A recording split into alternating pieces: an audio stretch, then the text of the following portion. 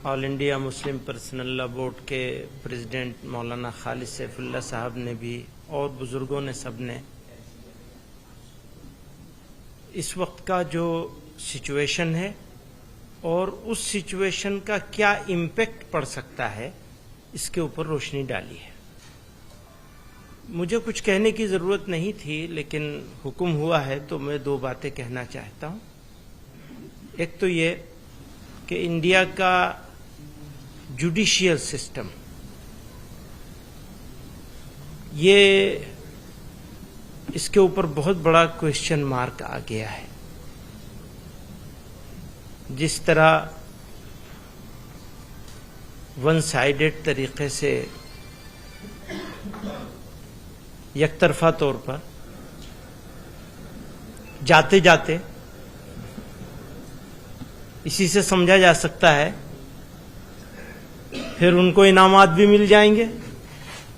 जाते जाते का क्या मतलब? डिस्ट्रिक्ट कोर्ट के जज साहब ने जाते जाते रिटायरमेंट से ठीक पहले एक आखिरी फैसला किया है पुलिस, इस तरह का फैसला दे दिया और फिर ऊपर की अदालतें टेक्निकल रीजन से उस फैसले को में दखल देने को तैयार नहीं है, तो एक पार्टी का तो पूरा हक मारा गया। कहां जाएंगे, किसके पास जाएंगे, कहां रोएंगे?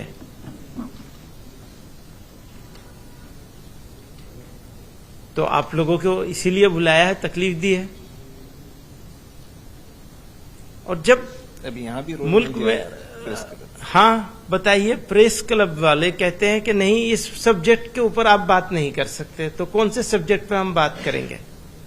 वो सब्जेक्ट क्या होगा जिसके ऊपर हम बात कर सकते हैं और वो सब्जेक्ट क्या होगा जिस पर बात नहीं कर सकते हैं? इसका फैसला भी सब्जेक्ट के ऊपर होगा। अगर हमारे साथ कुछ मामला हुआ है तो हम तो प्रेस क्लब के पास ही जाएंगे ना, किसके पास जाएंगे? वहां भी नहीं जा सकते। तो ऐसी सिचुएशन में हम खड़े हैं कि हमारी समझ में नहीं आता कि हम क्या कहें और क्या न कहें।